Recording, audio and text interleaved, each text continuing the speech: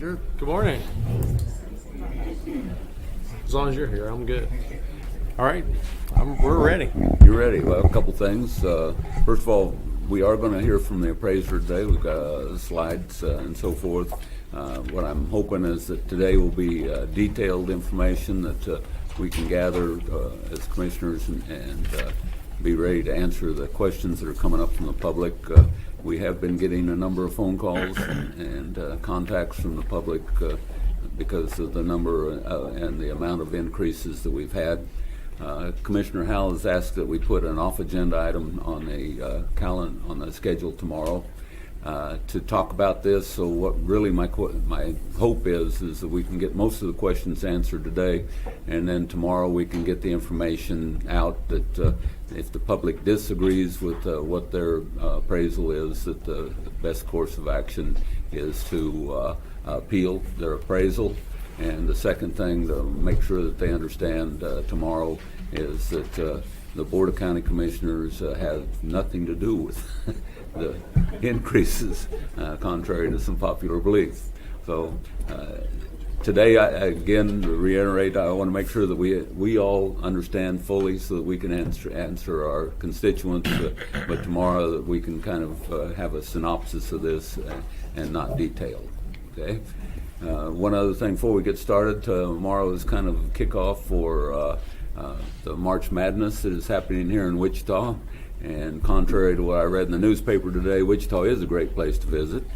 We want to make sure that people understand that and we get the word out along that line. Along that line, Kate asked if the commissioners would wear their favorite shirts from their teams that are playing. I'm sure that David Spears will have a KU shirt on tomorrow. I won't be here. You won't be. See, I'm out of town today. we don't have to see that tomorrow. You'll be in hot Vegas. Okay, good. But anyway, what my intention is right now, since the commissioners have agreed to do that, and they asked me if I'd wear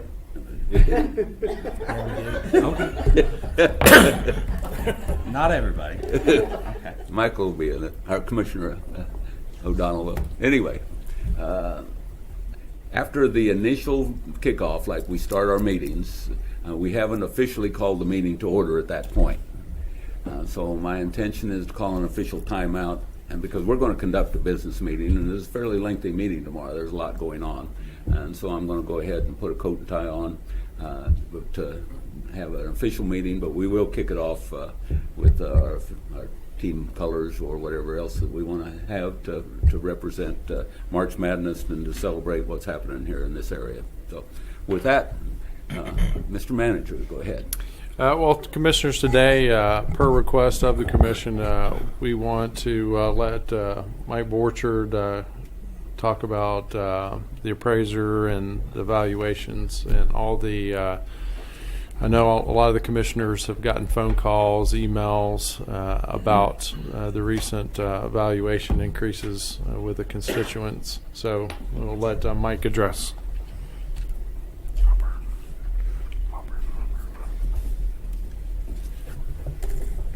All right. Well, appreciate the opportunity to kind of tell the rest of the story on the 2018 valuation. First, the role of the appraiser. The appraiser is responsible for managing the property assessment system. It's the appraiser's sworn duty to see that the appraised values in their jurisdiction meet the requirements of the law and administrative rules. Three primary duties are to reinspect each property within the county at least once every 6 years, discover, list, and value all property that had significant changes, and update appraisals each year to assure that all properties are valued at fair market value. This is a really busy slide, but it kind of tells the story of residential housing development in Sedgwick County. The appraised value is on the y-axis, year built, is on the x-axis. It's a box plot of median values per year built. As you can see, as Sedgwick County developed, the average or median appraised values have increased. Each of those red lines indicates 10% of the development in the county. You can see since 2005, we have slowed growth. So this is our assignment. This is what we have to appraise.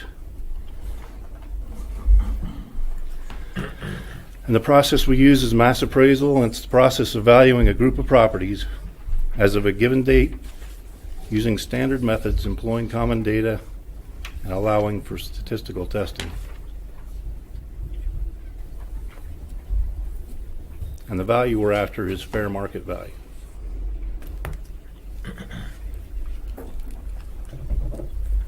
The mass appraisal process: identify market areas, gather property characteristic data, gather market data, that is data on properties that have sold. We stratify properties by use and location, analyze the data to develop benchmarks, and we establish valuation models to estimate values. And we apply those models back to the population.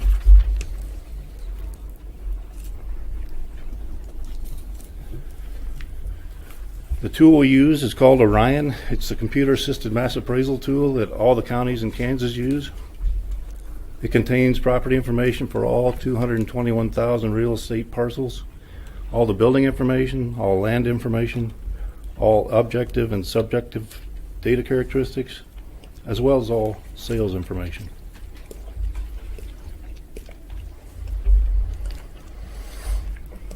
This map shows the 11 different residential models in Sedgwick County. Location is a key element in appraised value.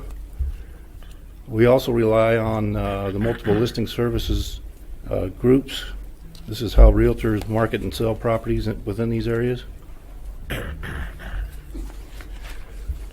At the micro level, we have what we call as a residential neighborhood, and these are basically properties that are similar in characteristics and location and lot size.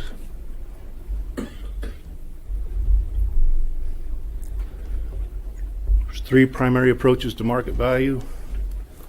For residential property, the comparable sales approach is preferred. There is also the cost approach, which is land value plus depreciated improvement value, and the income approach.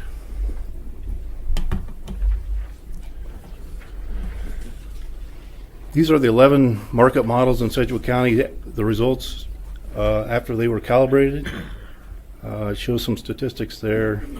The number of sales used, the R-squared, which is the goodness of fit for the model, the standard error, coefficient of variation, and the average sale price.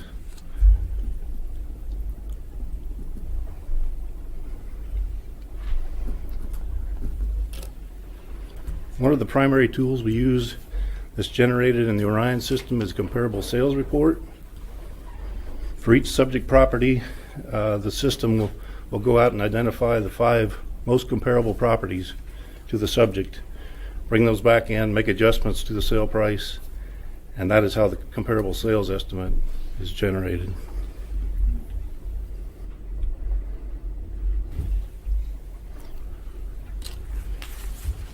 So why do appraised values change?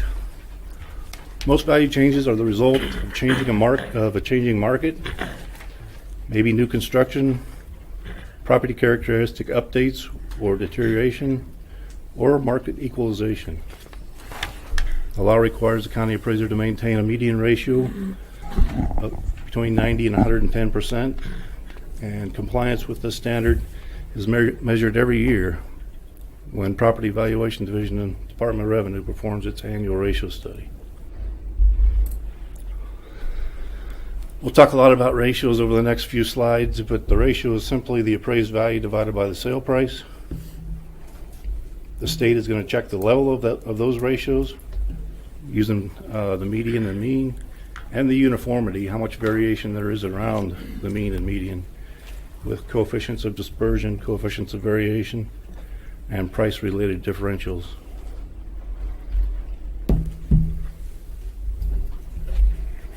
This is the result of that ratio study over time.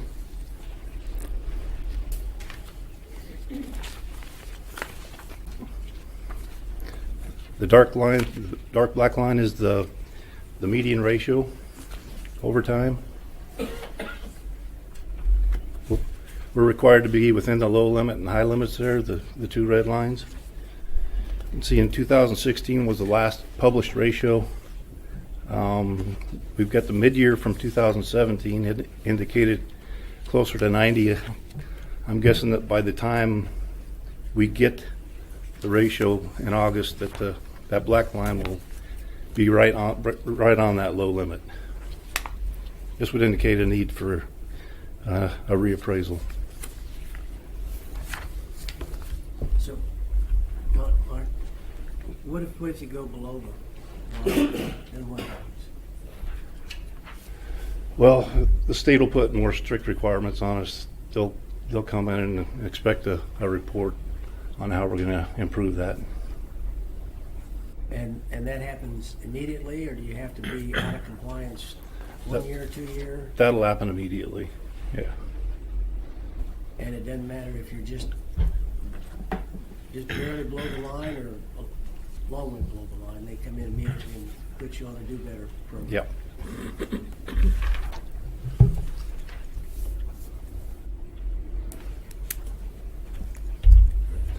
So just a few other question.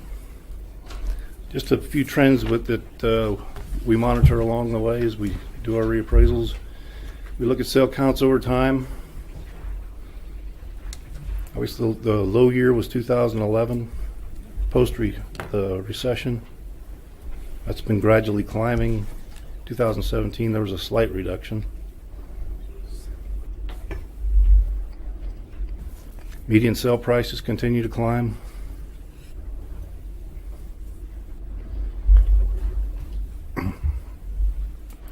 Another thing we can do is compare ratios over time. If we hold an appraisal date stable and compare sale prices over a length of period in those ratios, and then try to fit a line to them, you can see that line indicates a lower ratio in the more recent sale price than 4 years ago. The slope of that line is about 3% per year. If that was flat, there would be no trend.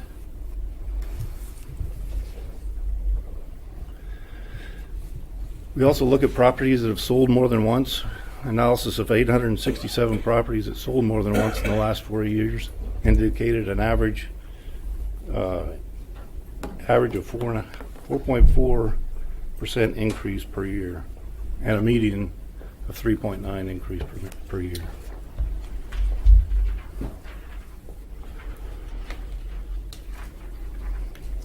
I've handed out, yeah. But that's analysis of properties that sold more than once in the last 4 years. That's correct. Okay, so what's the value of that? I mean, considering that, maybe lots of properties didn't sell more than once over the last 4 years, that's kind of high turnover rate. Yeah. You might expect more as opposed to some older people live there forever. So what's the point of this, I guess? It's just to see if there's a trend. That's the purpose of it. If they sold for the same thing, same price, there wouldn't be a trend, but they're selling for more the second time. That's true in that subset of homes. Right. Okay. Yeah.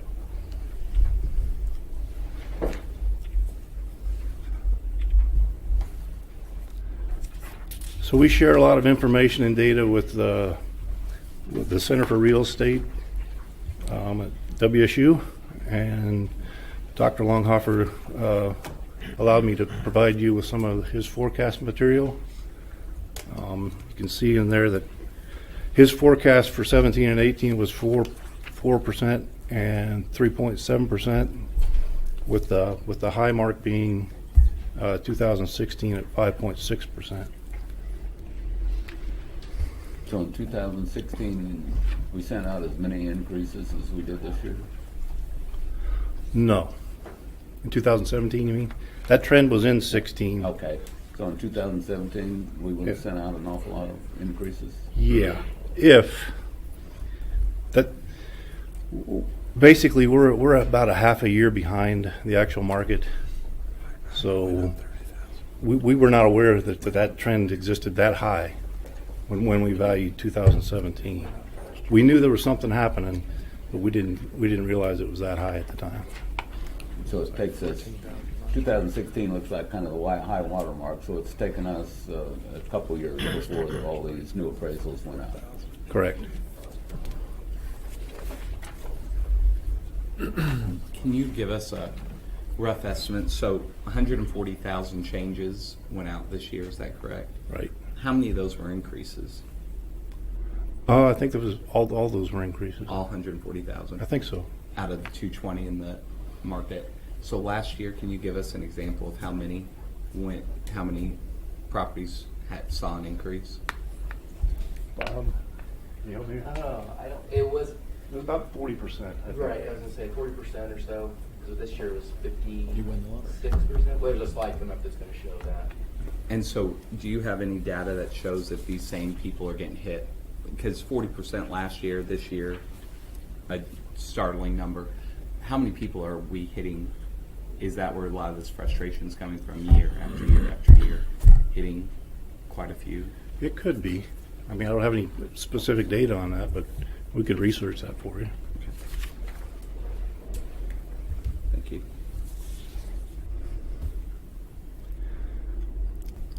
Also in that forecast, by the way, it shows the supply of homes for sale, and right now, especially in the 100,000 to 250,000 price range, there's only a 2-month supply of homes for sale. The typical, when everything's in balance, is more like a 4-month supply. So there's a high demand and a limited supply.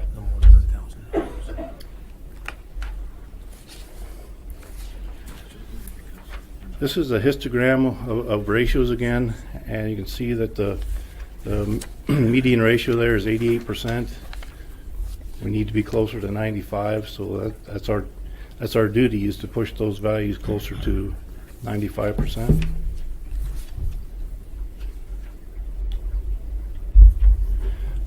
So how do we do that? It's called the equalization process. First, we're going to look at horizontal inequities. Here's an example of just 4 neighborhoods here. Neighborhood 1, the median ratio is at 85%. That's going to be equalized up to 95. Neighborhood 2, it's about 102%. That'll be equalized downward. And the median ratio in neighborhood 3 is 90%. It will have to move up. And the median ratio in neighborhood 4 is already at the target, so it will not change in value.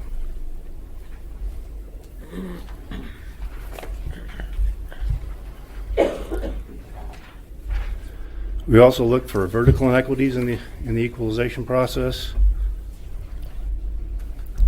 This chart shows ratios and sale price. Again, we apply a trend line to that. Perfect vertical equity would mean the line is flat. In this case, there is some regressivity. The line is sloping, the ratios are lower on the higher valued properties. So that's another indication that we need to adjust the value of higher end properties in relation to lower end properties.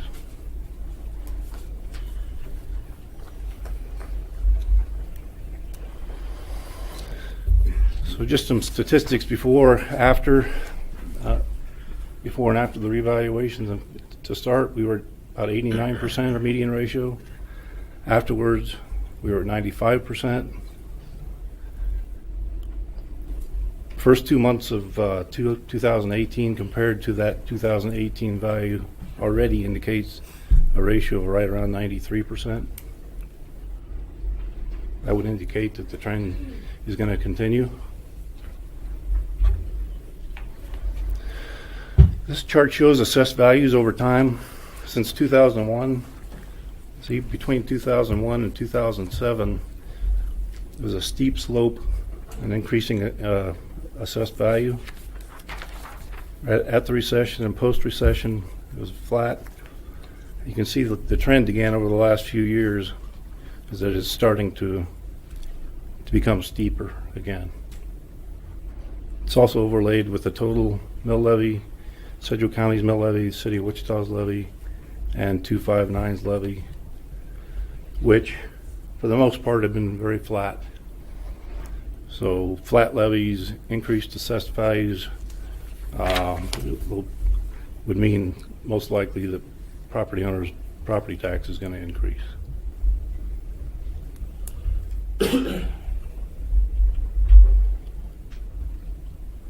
So as a result this year, the 59% of residential property saw an increase in value, and that typical change was 5%.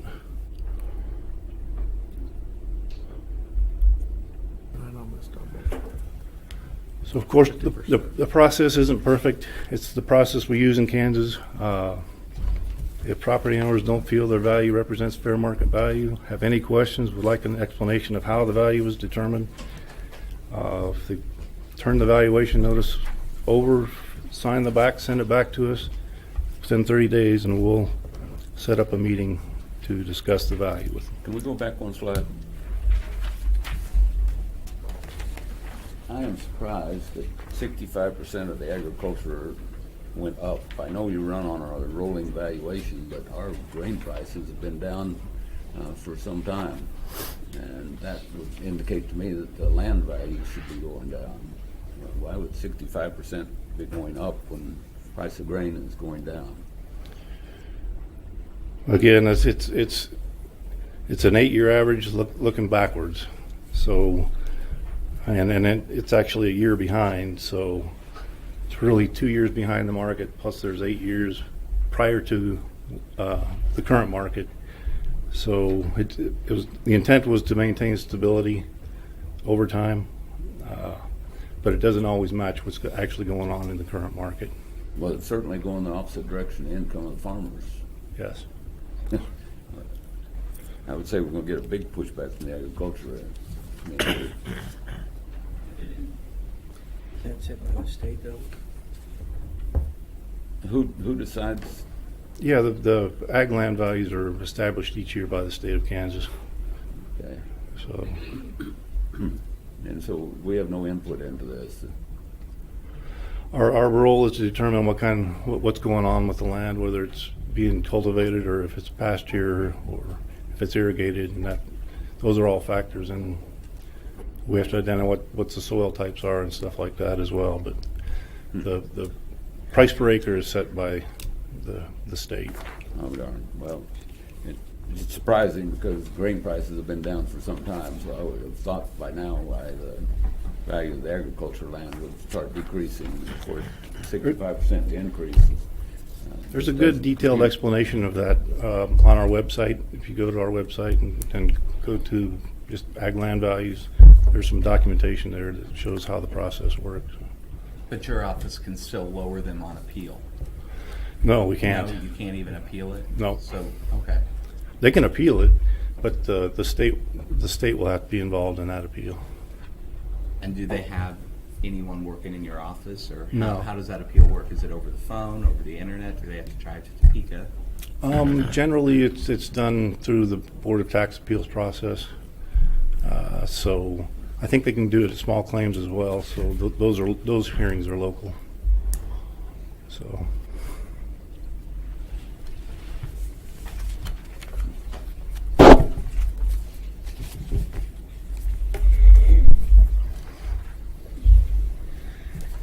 Just a quick review of the appeals process. There are 3 levels of the appeals process. The first level is the informal meetings. You can do it now when you receive your value notice, or you can do it when you pay your taxes in November. You can't do both.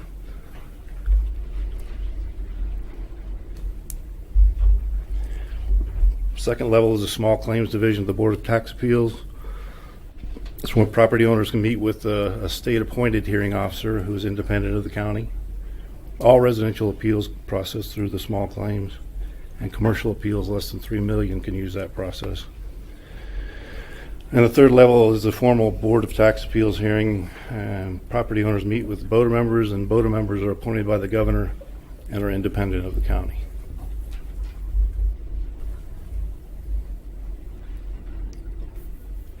This chart here just shows the equalization appeals over time. We certainly are expecting to have more appeals in 2018, but we don't expect to be back at the level we were in 2008 or 2009.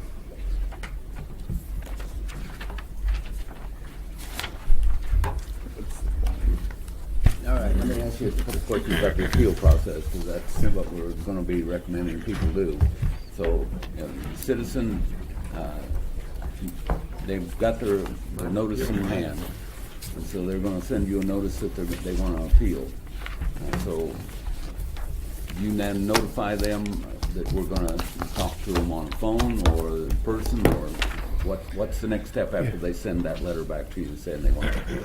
So on the back of the notice, you can check a box to say I would prefer a phone hearing, or you can come in and meet with us at our office. Okay. And what kind of information do they need to bring with them if they come in or if they have a phone? Well, once we receive the notice, then we'll schedule a meeting time. We'll mail out a notification of what time that meeting is, and then at that meeting, first thing we're going to do is explain to the property owner how we arrived at that appraised value. After that, the property owner can tell us why they think that that's incorrect. They can show us pictures of the interior of the property. That's one thing. We have to make a lot of assumptions when we're appraising these properties because we don't get in the inside of them. So we're basically trying to use the outside of the property to determine its value. So any interior pictures, any damage that we may not be aware of, any comparable properties that may be that the subject property may be out of line with, we'd like to see those. Recent sales, a recent appraisal. Those are the kind of things that we generally review with property owners at an appeal. Okay. So the property owner has to be forearmed with a lot of information before they talk to you either on the phone or come in person. Well, we have to have a reason to reduce the value. Yeah. Okay. Do we have other questions from the commissioners? I have a Commissioner couple. Howell. Yeah, thank you. I was just curious, when you say you re-inspect each property, does that mean you physically go to the property and actually look at it and take pictures? What are you doing exactly? It's kind of a two-step process. The first step is we're going to be at the desktop using some desktop tools where we're going to verify the measurements of the property, make sure that we have the outbuildings and garages and the measurements of the property correct. Then we'll do an on-site inspection, review the property's condition, and take photographs. And, yeah. Do you just do that from the street? Basically, yeah. So if you can't see like the backyard, for example, you don't know what's going on back there necessarily, other than maybe from a satellite picture or something. I mean, or Yeah. light. Or how do you know what's in the backyard? Our Eagle View system has. I mean, we can see all four angles of the property from the back at a 45-degree angle. And you take into account things like paint condition, roof condition, landscaping, things like that. Yep, we'll look at the overall condition of the property. Okay. How much of the, I mean, you said that every 6 years, or so you have some kind of a formula where you go out to, you keep track of where you've been, and you just work across the city, or do you just drive to each property when you need to? There's various ways we do it. Generally, it's by location. We'll also make sure that if we haven't inspected a property in the last 6 years, that we make sure we get out there and look at it. So it sounds like most of the analysis is done from the office using mass appraisal methods, a lot of statistical type of analysis to come up with new values, but it's not so much actually looking at the property itself. That's correct. Okay. We've looked at a lot of these properties a lot of times. Yeah, so If the person has a another assessment by a realtor or or a bank appraisal of some sort? Is that something you guys will take into account? Absolutely, yes. Okay. Do you ever go inside someone's house? We do on occasion, yes. We have to have written permission to go inside the property, but we do on occasion. Okay. Your market data, your sales data, how do you get that? When a transfer occurs, at the time of transfer, the property owner, at the closing is required to fill out a sales validation questionnaire.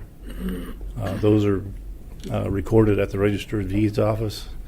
Once they're recorded at the Register of Deeds office, there's a workflow that sends them down our way. We get them entered into our computer system. And then the process after that is, if it's verified as a valid sale, we will go out and physically inspect that property. So if I wanted to appeal my taxes, I might like to know what houses around here are selling for. Is that something the public can actually access, the sale prices of homes around them? Yes, that's available on our website, and they can request a comparable sales sheet, which is actually the comparables that were used to value their property. Okay. I have a couple more questions here real quick.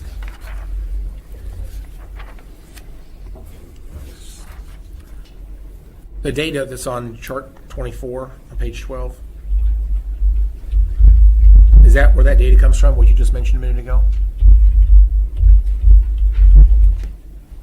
Where's that, what's the source of the data on the x-axis? Let's see I should say what- actually on the y-axis. Which page is it on? It's the bell curve on slide 24, page 12. Slide 24.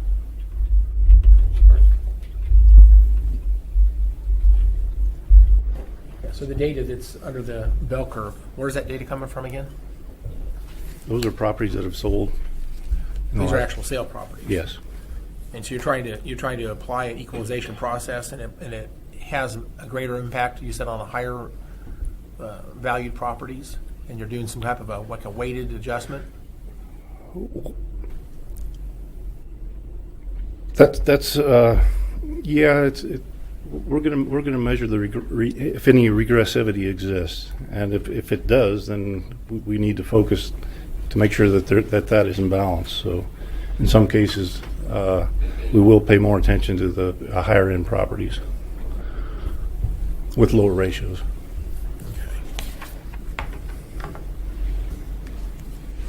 All right, that's all my questions for now. Thank you, Mr. Chairman. Thank you. I think my next question is probably from going to be Lindsay or our clerk. I'm not sure which, but I imagine it'd be Lindsay. We've got a property tax lid right now. It looks like we got what's the average? Somewhere around 5% increase in our property values across. So that's not going to work with our tax lid. It could. Last year we actually were estimating 3.3% growth, and we still were able to accommodate that in the property tax levy that we proposed to you as part of the recommended budget. We still had capacity to increase our levy, which was about $134 million, another $6.7 million before we went pushed up against that lid. And so I do think we have some capacity, especially depending on what property is coming on the books and is increasing it. If it's new properties or some property that's come off the books and is now making sense, then that's something that we actually get credit for in the property tax load calculation. Before we even get into the property tax load itself, it's old, new construction, those kinds of things came over from the prior way our certified budgets were calculated. So as we're going through the budget process, when are we going to know whether or not we've got to lower our mill levy? Or I guess we don't decide that. The clerk decides what our mill levy is going to be, but we're going to have a pretty good idea of what impact it's going to have on our mill levy on whatever we come up with for a budget. So, by June. June 1st, the appraiser actually provides the information to the clerk's office. We get that officially June 15th. And so that will be a part of the manager's kind of drop dead decision date of June 20th. We're putting together the recommended budget. And so if the value comes in higher and we are seeing issues, then of course we would just need to factor that into what he's recommending. But the majority of the increases we're seeing are for public safety type functions. And there's some capacity within the exemptions under the property tax list for law enforcement that could also help us stay under the lid. Okay, so June 20th is when we'll have an idea of what the impact is going to have on the mill levy? June 15th, we'll know June the value, 15th. and we'll know if it's grossly exceeding what we've planned on, what we've estimated. And so that would be factored into his decision, which is June 20th. So when we present a recommended budget to you in mid-July, it will take all of that into account. It's right about the time I finalize my budget. Okay. I don't have anything, Yeah, that's a question. Commissioner Ranzel. So on this tax lid, I guess I'd like you to send us, I don't know how you do this, calculations or methodologies, all the numbers. I mean, you have a spreadsheet or something, or? The state provided actually last year a separate workbook that we had to turn in with our certified budget, and it actually does all of the calculations for us as long as we plug in the values. And so this next year they'll actually incorporate it in this bigger file itself. But we can send you what we submitted last year, and that'll show you what all of Yeah, how many years have we done this calculation? 2018 was the first time we had to do that. Oh, well, so this is the first time. So yeah, I want to just kind of see that. And then, can you send this electronically? Sure. As well as on slide 9, 10, 11, it looks like you have some you have some GIS type maps. I'd like those to be sent electronically too, so we can look at them. I mean, kind of hard to read some of these, just to kind of, Okay. you know what I mean? Mhm. Yeah, okay. Okay. Any other questions? I have one more. What are we including in public safety as an exemption to the tax lid on the budget? Obviously the sheriff's office, but what else? Right, that's it right now. So like 911's not part of that? Because it's technically law enforcement. And so right now, from what we understand from the State Department of Administration and Municipal Services, we need to interpret that pretty narrowly. And so right now, we don't count 911, we don't count corrections, we don't count the district court or the district attorney. Those are all things that I think we could make a valid case for, at least for now, we've been told that's pretty risky move if we try. And fire district number 1 would also be exempt? Well, the fire district, since it's separate and apart from the county budget, Okay. it's not subject to the property tax. Okay. It's a special district, but yes, otherwise there is a fire district exemption. Okay. Or a fire department.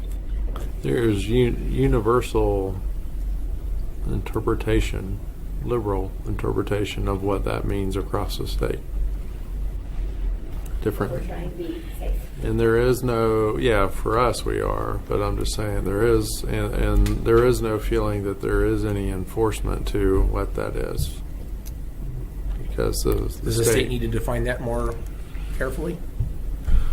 or figure I mean, out a better way to, or, I don't know. I mean, for it example, all the depends on what training you center, want. is that considered public safety? I don't know. I mean, I can make an argument on either side of that, but I can see why that would be a little confusing, perhaps. I think based off of the financial condition of municipalities, they interpret it the best way to benefit them. But universally, it probably needs to be better defined by the state and have some type of enforcement arm if you're going to have it. So on the law enforcement exemption, are we saying on the things that we can't count that it's automatically, I mean, are we?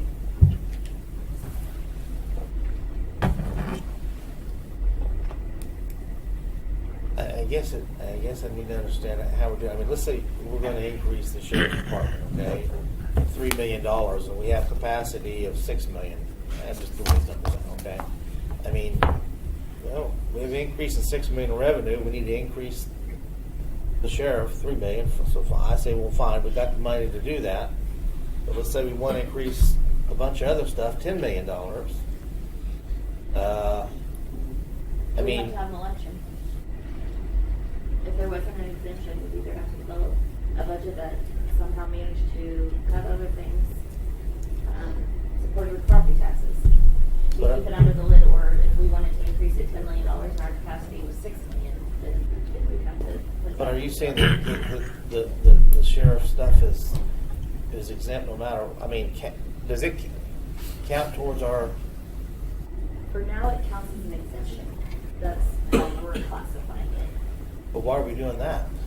Because we don't it's have fully to. law enforcement. I know, That's but if we where- have enough money to do it, I think this, we're circumventing the whole idea. If we have enough money to fund the sheriff without it being an exemption.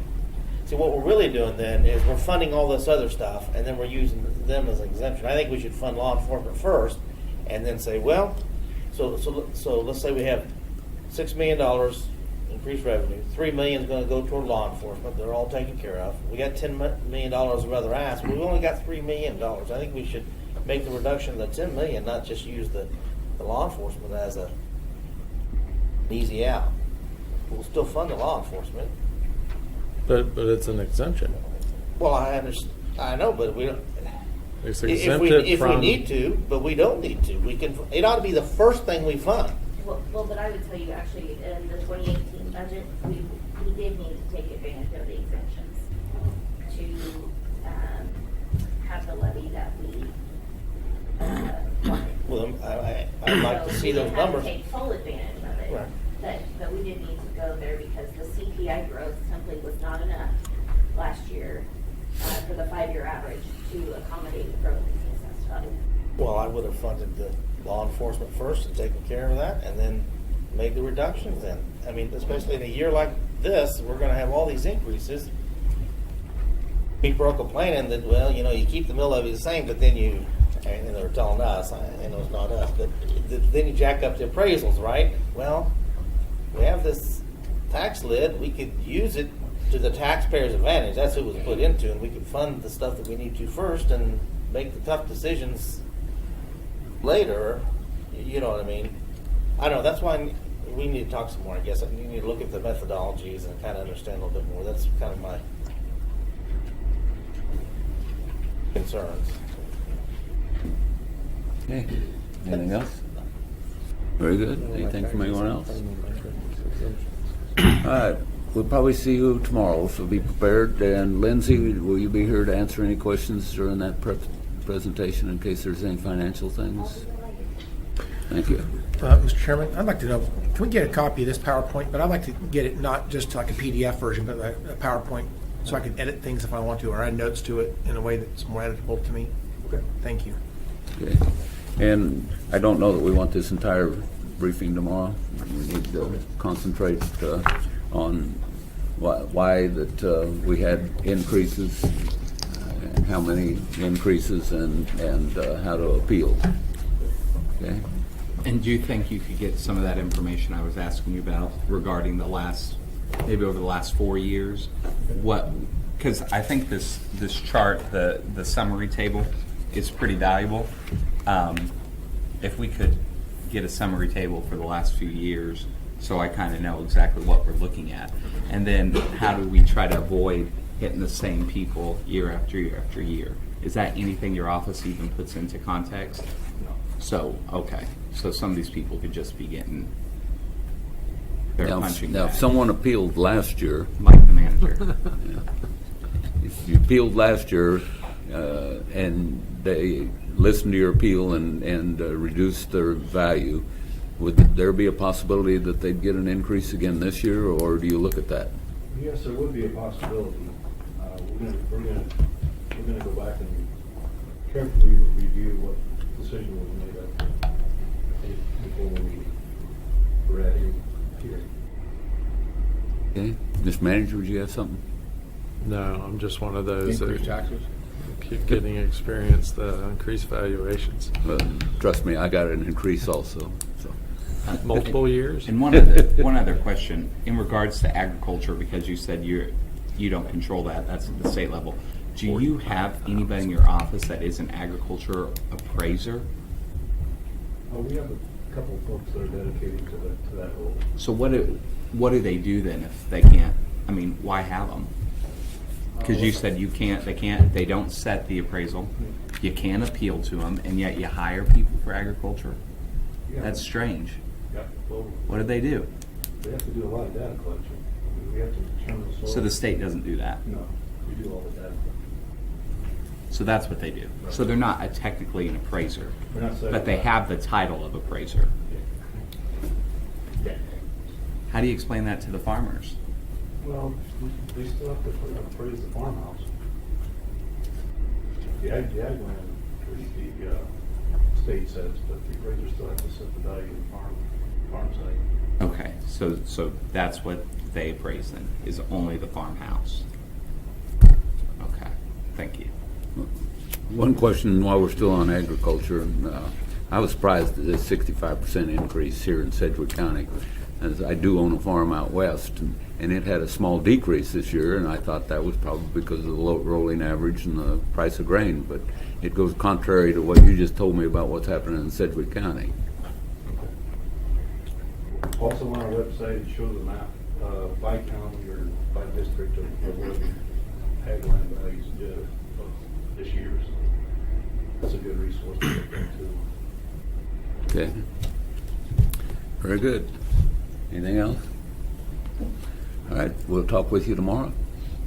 What else you have, Mr. Manager? That's it. Okay. Anything from the commissioners? Mr. Unruh. Thank you. I got a letter from a citizen yesterday that wanted us to look into restoring the clock tower on the old county courthouse.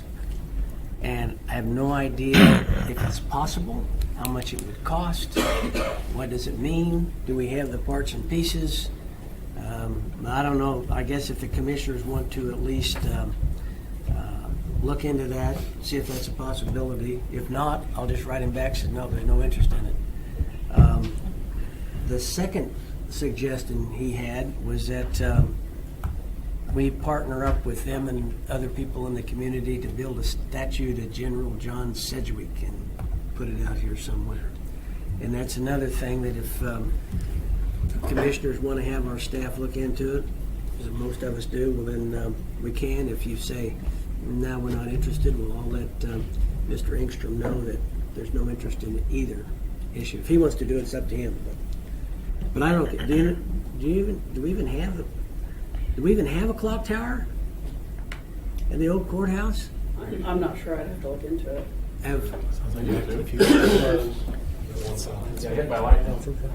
Okay, so it doesn't even look like there's one there now. Is it all gone? Oh, That's we right probably before the don't like it. We DeLorean. don't want to. Okay, well, Save the clock tower.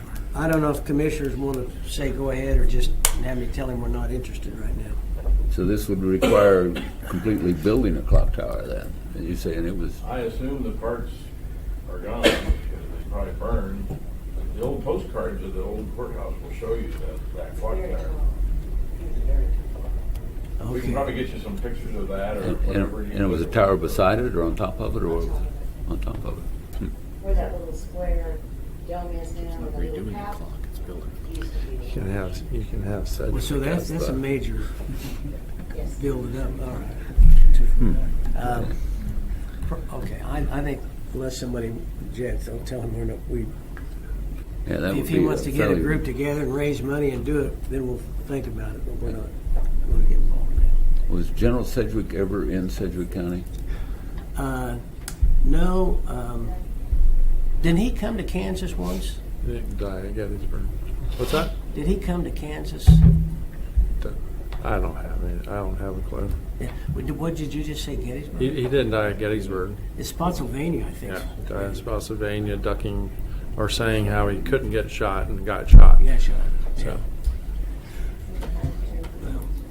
you can't hit me. There you go. He got shot. Okay.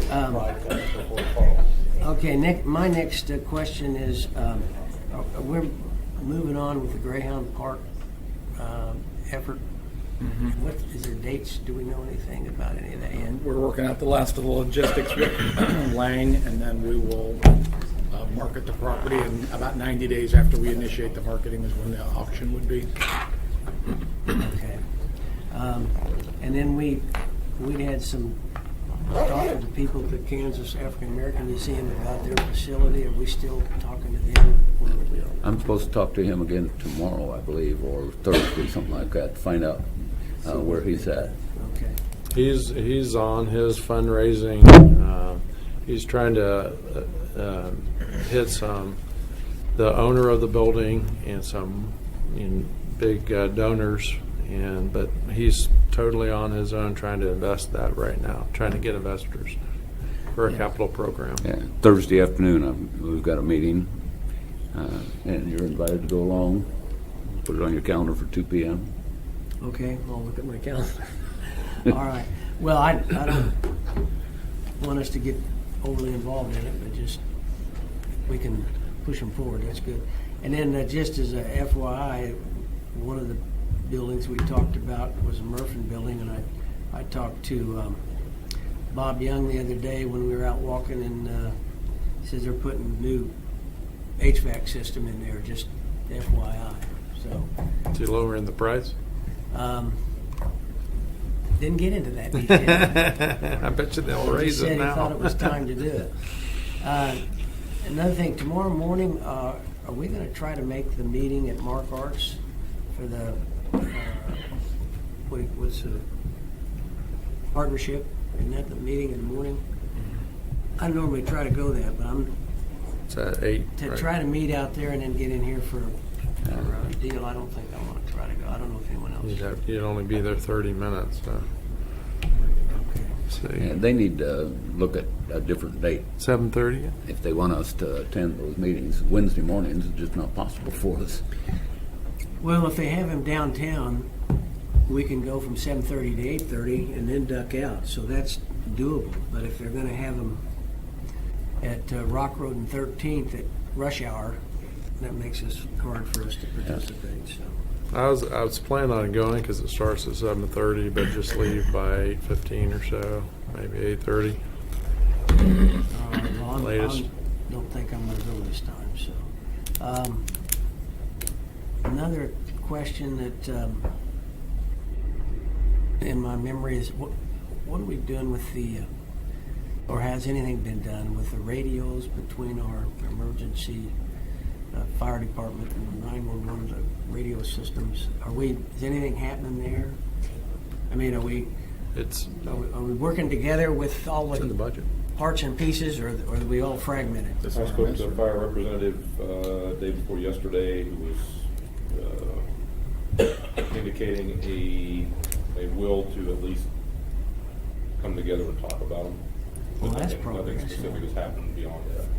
I had sent Bob and I, or Bob Layton, the city manager, and I have been communicating back and forth.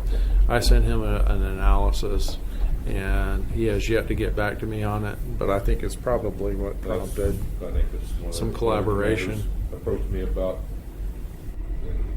and indicated that they were willing to Well- at least talk about it. So. All right. Good. I don't have any solutions. I don't even know what all the details are, but I know we need to be together, and so just want to make sure you guys are on it. So. And I think I sent all the commissioners my Yeah. analysis and what I sent Bob, so lays it out pretty clear. And second thing, I don't know if commissioners are aware, but there's a meeting Monday from noon to 2 o'clock in Topeka with Senator Solentrop about workforce development and trying to hold people here. And is anyone planning to drive up to Topeka? I didn't even know about the meeting. I'll try to find my email and send it to you. I think I'm going to try to go to that. Somebody can drive if they want it. I'd like to stay in touch with them. Yeah, if we're there having, I'll drive. The other thing, we had the chairman and I had a meeting with some guy about big trucks. He asked us to write a letter. Did we do that already? We have not. When we went to D.C., we did talk with Moran, Estes, and Robert's staffer. We brought it up at all three, And I think now is the time that we probably want to follow up with a letter in that, since we did talk to them about it. Okay. Are all the commissioners kind of tuned in? I don't know if they're aware of, as Commissioner Unruh said, we did meet with an individual that talked about big trucks. One of the considerations is that we're putting all this new infrastructure in. We're building a lot of things here in Sedgwick County, and what we don't want at the end is for this all to be torn up by oversized, overweight trucks. The one caveat to that is we don't want to hinder the agricultural community on being able to move grain and so forth back and forth to the elevators. So we understood their concerns about the large trucks because they're a safety hazard. They don't stop as fast. They don't travel down the road quite as well when you got 2 or 3 trailers hanging down behind you, and they tear up our infrastructure. Is that all? Okay. So, Five reasons here why we need to maybe control. So we did talk to it, and I think we do need to follow up, but I want to make sure that the rest of the commissioners, that Commissioner Unruh and I are in agreement, but we want to make sure before we send a letter out. I can send one out just as Commissioner Dennis, or I can send one out as a commission, so it's up to you all on how you want to do it. Do you have any objections to us sending one out as a commission? No, What do we exactly, I mean, what's the point? I mean, I would need more information. Sending it to who to do what? I can give you a package that I've got that describes what they're interested in. Yeah, I would need more information. Okay. Have they talked to you, David? Yes. Yes, I've seen the letters. Have you got new glasses? Yes. Oh, you look And did you notice they're purple? They did not tell me that in advance.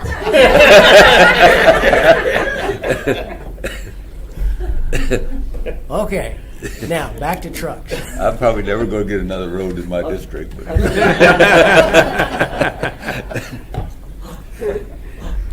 I've seen the letters, and there's a couple typos, and I need to call that guy that called you. And the other thing is you're going to run into a real buzzsaw with, you remember there's a big trucking association, and they're heavy lobbyists in D.C. And at one time, former Governor Graves from Kansas was the head of that when he left here. So it'll be a fight, but hey, the trucks do a lot of damage. The heavy trucks do a lot of damage to the roads and the bridges, and it's starting to get a little bit out of control. Yeah, I just don't like following one and seeing them fishtailing down the road. Are they trying to ban them from certain roads or what? They're wanting to be able to have pull more, like 3. Oh, that's what. Yeah, Daisy chains. they're trying to get bigger and more. Okay, so then we'll circulate the information and circulate a letter and see if everybody wants to buy off on it. Sounds good. Okay. And in the North Junction, when you all went to NACO, you talked to the guys about that. And is there anything new on that, or are we just still going to do phase 1 and keep pressuring them? That's basically the plan. Okay. We did. Probably Senator Moran was probably the best discussion we had. He was really engaged on it.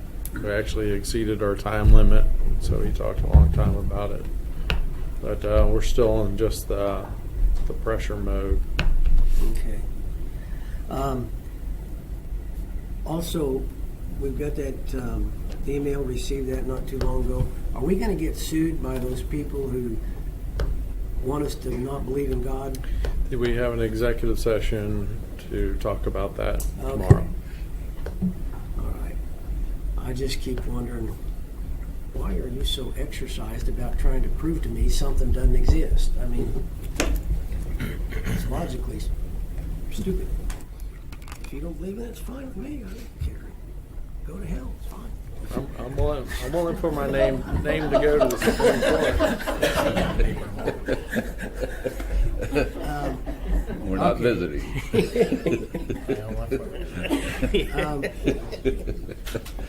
And then guess that's all. I'll quit. Good. That's not like something I'd say. You're making me. Go, Dave, go. All right, after all that, does any other commissioners want to weigh in on anything?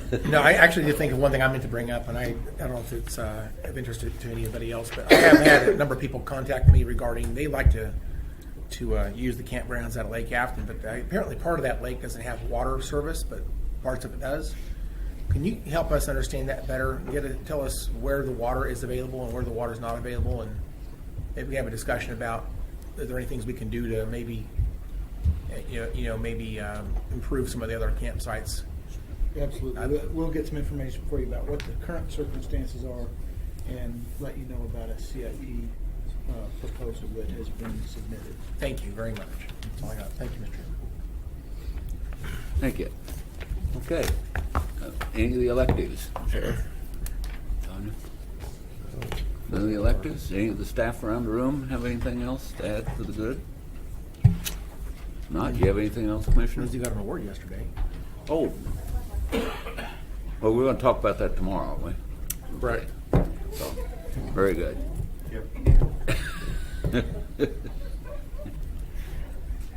Okay. Nothing else. We're adjourned. Thank you all.